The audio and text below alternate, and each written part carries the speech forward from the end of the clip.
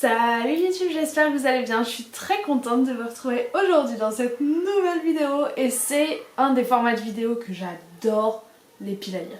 On s'est rendu compte depuis un sacré moment. Je suis désolée, je pense que vous entendez carrément des cris d'enfants. C'est la fête du slip chez les scouts à côté de chez moi. Enfin, je pense que c'est juste une communion, mais... mais le bruit qu'ils font toute la journée, j'en ai marre. Donc voilà, les cris d'enfants, on va dire, ça rajoute un peu au bonheur de cette vidéo.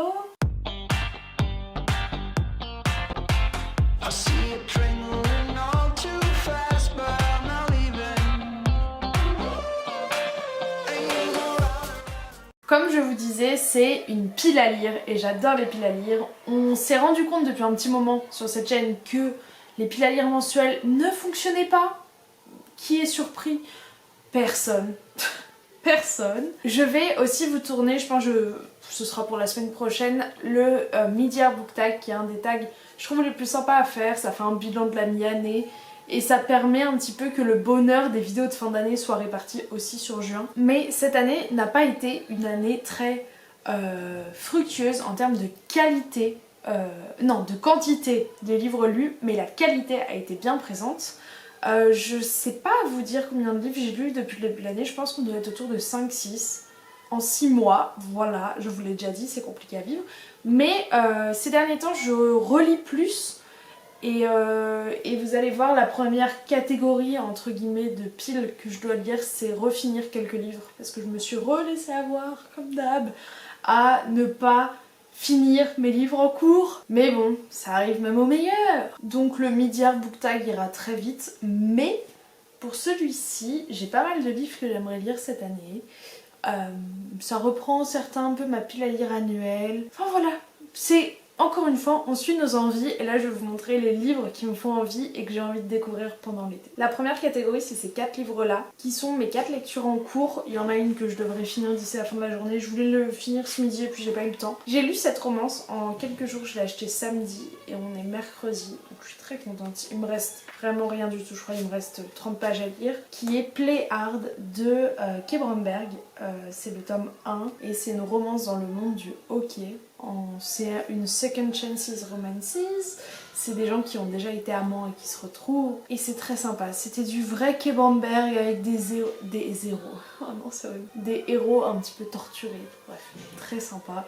Je l'ai dévoré, ça m'a fait trop du bien de dévorer un bouquin comme ça et ça faisait un moment que je voulais lire cette nouvelle saga de Kay Bromberg et en fait là je viens de me rendre compte à la fin, vous savez, vous avez des petits trucs, il y en a 5 qui sont sortis. Du coup, peut-être que pendant l'été, je vais m'en lire un par-ci par-là. Mais voilà, ça faisait du bien, c'était tranquille. Je m'enchaînerai pas les 5 tomes d'un coup parce que je pourrais pas. Mais c'était cool. Très étrangement, pas trop de sexe, j'ai trouvé. Pour Kay Bromberg, c'est assez étonnant. Et ça vaut le coup d'être pointé. Une autre romance, mais en fait, je comprends pas ce livre. Soit c'est moi qui l'ai mal interprété, ou je sais pas. Je lis The Foxhole Court de Nora Sakavic, qui est un livre auto-publié. Je comprends rien.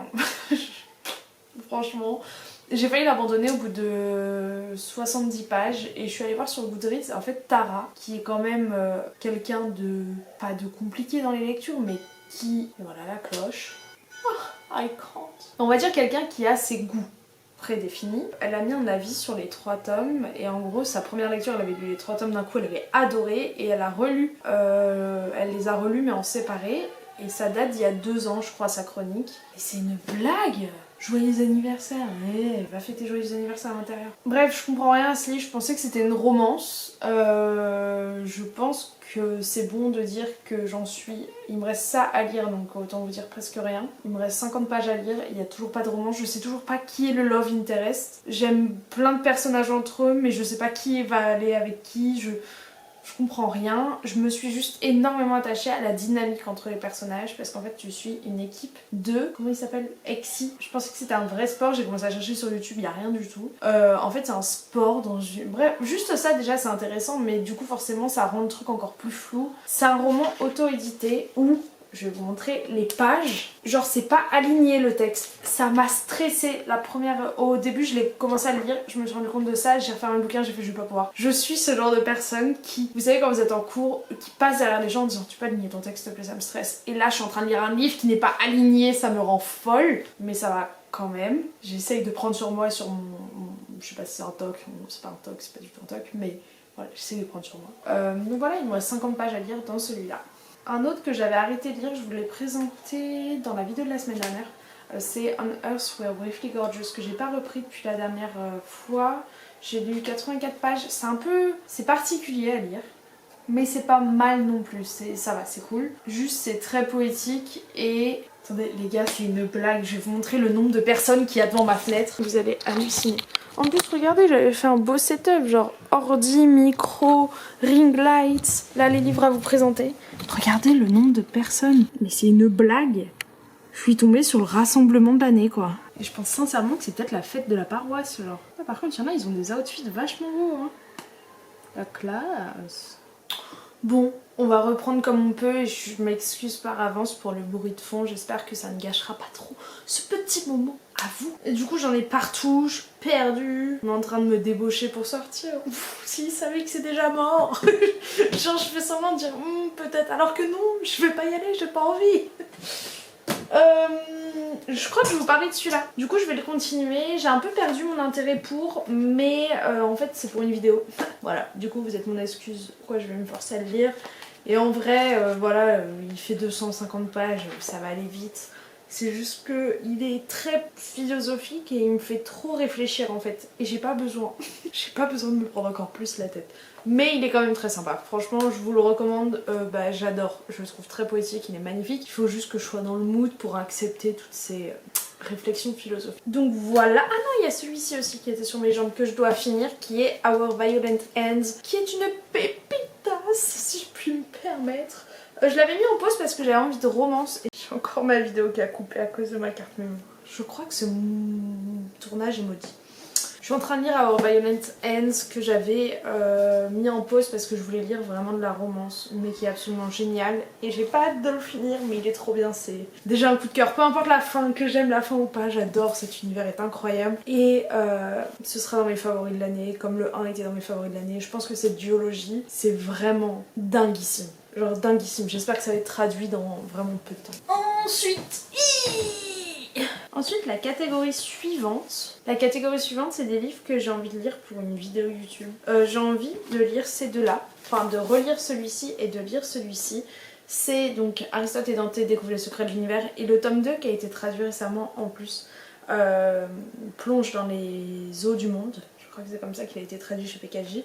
En fait j'ai envie de les relire pour voir, en plus déjà les lire en anglais parce que j'avais lu le 1 en français à l'époque et ça avait été un coup de cœur phénoménal, c'est un de mes livres préférés, je pense qu'il a changé. C'est ce genre de bouquin qui a vraiment changé ma manière de voir la vie, très probablement. Et je sais que c'est très profond ce que je suis en train de dire mais c'est très sincère. Et j'ai envie de faire une vidéo où je relis mon livre préféré et je lis la suite du coup.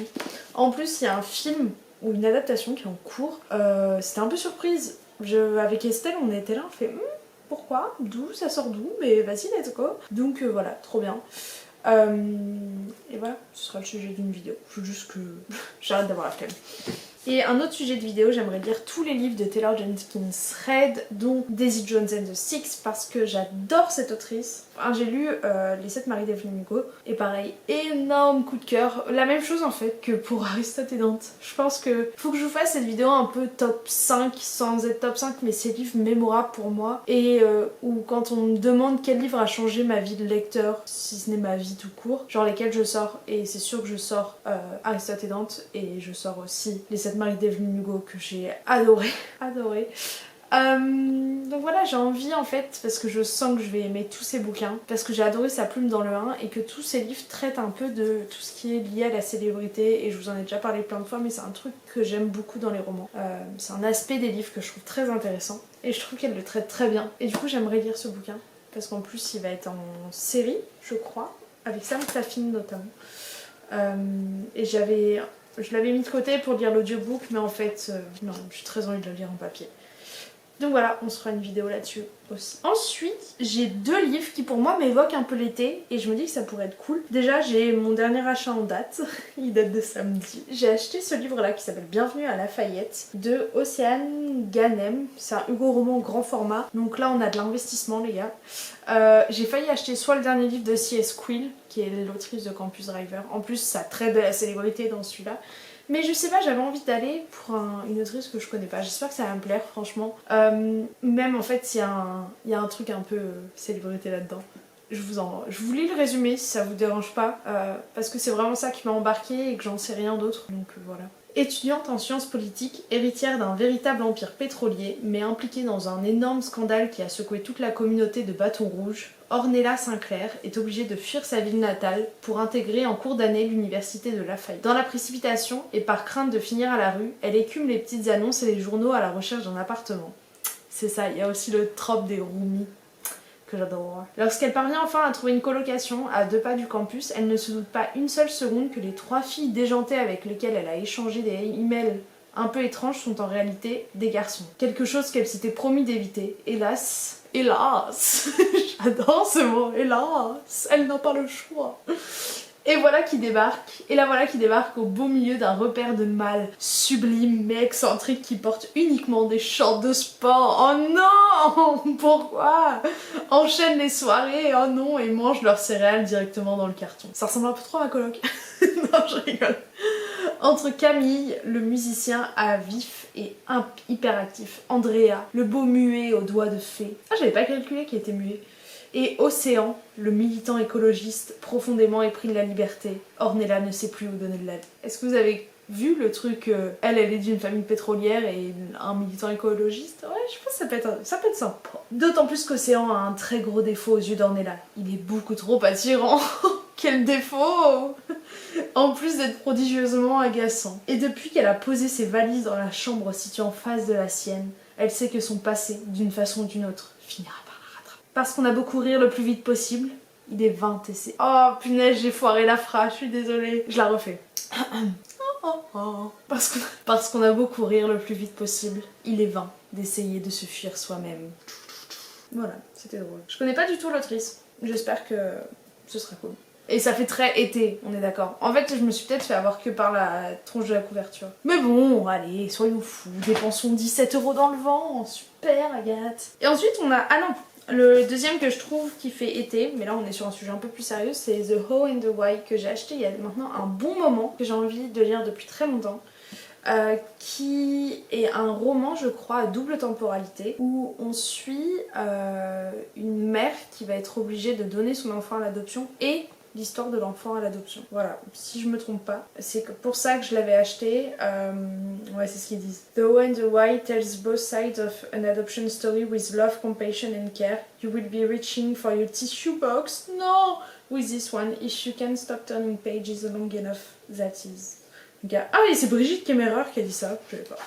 Donc voilà, j'ai très envie de lire ce livre, j'espère juste qu'il ne me détruira pas. Et ensuite, on a 3 suites de sagas. Vous voyez, cette vidéo, malgré tout... D'ailleurs, il n'y a plus trop de bruit là.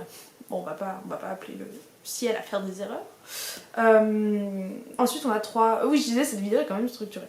On a 3 suites de sagas. Bon, déjà, on en a une qui est un peu la cause de mon changement de manière de lire, vu que j'ai mis 1 mois et demi, presque 2 mois à lire le tome 1. Mais c'est le tome 2 de Crescent City. Ça me fait un peu peur parce que Aude l'a pas aimé, mais quand j'ai vu Aude à Paris il y a... Quand est-ce que je l'ai vu? Il y a 1 mois, 1 ou 2 mois. On a commencé à en parler et je lui ai dit, tu sais quoi, genre tais-toi. Et quand j'aurai besoin de le lire, tu me feras des vocaux pour me motiver à lire. Je lui ai dit qu'il était mon personnage préféré, elle m'a dit qu'on le voyait carrément dedans. Donc ça m'a motivée. Voilà, je pense que ça peut être une bonne idée. J'ai juste un peu peur de la taille parce qu'il est encore plus long que le 1, je crois. Ah non, il fait 780 pages, je sais plus combien il faisait le 1. Bah, il sert de trépied là, mais bon. Voilà, en fait j'aimerais bien rester à jour dans cette saga. Ça pourrait être cool. Pour une fois, au moins. Ensuite, on a un 3e tome que j'ai pas envie de lire. C'est The Queen of Nothing de Holly Black. Lui, très très court, il faut vraiment que je le lise. Parce que, bah... coup de cœur pour le 1, coup de cœur pour le 2, ce sera forcément un coup de cœur pour le 3, genre je vais pas faire la fille surprise. Faut juste que j'y aille quoi, et que comme ça je pourrais clôturer une série, ce serait trop bien. Putain, enfin. Parce que j'ai essayé de pas mettre de tome 1, mais ouais, il n'y a pas de tome 1. Parce que là, j'en vois un qui traîne et qui normalement devait servir de trépied. Mais j'aimerais bien lire celui-là. Voilà, Jade City de Fondali, c'est une fantaisie sur les pierres précieuses, enfin avec des émeraudes. Et j'avais commencé à le lire, mais j'avais beaucoup de mal à l'anglais, mais depuis j'ai pas mal progressé, donc ça serait peut-être possible. Et apparemment la dynamique entre les différents personnages est super. Donc... Oh, ok, doucement, je vais te lire, pas besoin de me déranger comme ça en fait. Donc bon, celui-ci aussi, j'aimerais bien qu'il fasse partie de ma palle, mais c'est une petite bricasse aussi, il fait 460 pages. Il est petit, donc en soi je peux l'embarquer en vacances. Comme si j'avais prévu des vacances, non. Je reviens de 6 mois d'Erasmus. Et l'autre, c'est un tome 2. Si je lisais le tome 3, ce serait cool aussi, mais on va y aller doucement. Le tome 2 de From Blood and Ash, donc ici on a Kingdom of Flesh and Fire dans cette belle édition de la Fairyloot. Vous savez que d'ailleurs la Fairyloot, ils m'ont appelé, ils m'ont dit que ils ont réorganisé leur whitelist et du coup j'étais bonne pour avoir la box, mais que version adulte. Non, version, moi j'ai demandé à être que sur la liste des livres seulement. Et en fait, même avec seulement le livre, le truc me revenait à 30. Putain, je viens de calculer que sur Vinted ça se vend beaucoup plus cher, donc en vrai. Mais bon, je sais pas, en fait je me rends compte que les livres de la Fairyloot, à chaque fois je les vois et je suis là en mode ah ils sont trop beaux et tout machin. Mais je sais que je les lirai pas. Enfin je sais pas. En fait quand je vois, j'ai été abonnée pendant 1 an et j'ai lu je crois que 2 livres de la Fairyloot sur 12. Mais il y a une vidéo entière dédiée à la Fairyloot, je sais pas pourquoi j'en parle là. Mais bref, voilà. Ici il y a le tome 2. Je sais pas, j'ai aimé le 1 mais pas 100% convaincue non plus. J'ai beaucoup d'espoir dans ce 2. Mais je sens que c'est pas le bon moment, donc je préfère pas précipiter, je veux vraiment prendre du plaisir dans mes lectures. Et voilà, c'est ce qui conclut cette vidéo. J'espère qu'elle vous aura plu, elle était chaotique, je suis désolée. Mais en même temps, est-ce que ça passe en trop fan? Oui. N'hésitez pas à me dire dans les commentaires quels sont les livres qui vont rejoindre votre pile à lire de l'été. On se fera un petit bilan peut-être une fois dans un vlog, je prendrai ma to-do list et on regardera ce que j'ai lu. Pour voir ça, bah du coup n'hésitez pas à vous abonner à la chaîne. Merci à tous pour vos retours sur la dernière vidéo, ça m'a fait trop plaisir de vous retrouver et voilà, j'espère que ça vous fera plaisir, que vous aurez passé un moment cool et tranquille avec moi et je vous souhaite à tous une très belle fin de journée et une bonne semaine. Ciao ciao!